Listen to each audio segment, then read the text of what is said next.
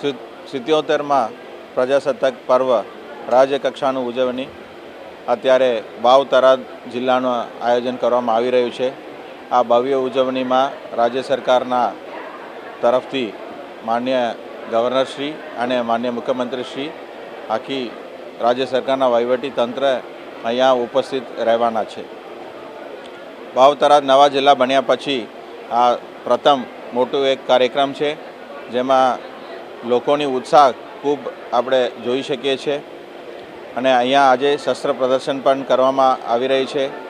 એ સિવાય લોકોને ઉત્સાહ દરેક કાર્યક્રમના જે તૈયારીમાં એ લોકો ભાગીદારી બતાવે છે અને આ ઇન્ટિરિયર અને પછાત વિસ્તારના નવા જિલ્લાના દરજ્જો આપીને રાજ્ય સરકારે જે વિકાસ માટેની મુહિમ લીધું છે એનું સાચા અર્થમાં હવે લોક સુધી પહોંચાડવાનું જે તબક્કો છે આવી ગયું છે અને આ જે કાર્યક્રમ છે એમાં અલગ અલગ પ્રદર્શન પણ કરવામાં આવી રહે છે, કૃતિઓ પણ રજૂ કરવામાં આવી રહી છે, સાંસ્કૃતિક કાર્યક્રમોનું પણ આયોજન છે।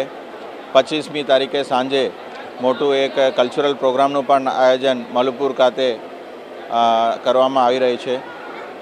માનનીય મુખ્યમંત્રીશ્રી દ્વારા સવારથી 25 તારીખના રોજ કાલે સવારથી અલગ અલગ ભૂમિપૂજનના કાર્યક્રમ, જીએડીસીના ઉદ્ઘાટન અને જિલ્લા વહીવટી તંત્રના જિલ્લા સેવા સદનનું પણ ભૂમિપૂજનના કાર્યક્રમ પણ થવાનું છે। એટલે જિલ્લાનું જાહેરાત થયા પછી તરત જ જિલ્લા સેવા સદનનું કામ પણ ઝુંબેશના રૂપે સ્થાનિક વહીવટી તંત્ર દ્વારા ઉપાડવામાં આવી છે।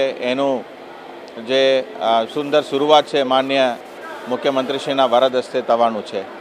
આના લીધે વાવ થરાદ અને આ વિસ્તારમાં સુઈગામ જેવા અંતરિયાળ તાલુકા, સીમાડો અને સીમા વિસ્તારમાં આજે વિકાસનું દોડ હવે વેગ આવશે અને આરોગ્ય, શિક્ષણ, ઔદ્યોગિક વિકાસ, યુવાનો માટેનું કારકિર્દી બનાવવા માટેનું તક અને એમનું નોકરિયાત અને ખેતીવાડી બધા વિષયોમાં સરકાર જ્યારે બહાર આપી રહ્યું છે, તો આ 77માં પ્રજાસત્તાક દિવસ એનું એક પ્રતીક રૂપે આપણે સૌને મળી આવે છે અને લોક ભાગીદારી ખૂબ વધારે છે અને લોકોની ઉત્સાહ પણ અને ઉમંગ સાથે લોકો પણ જોડાય છે।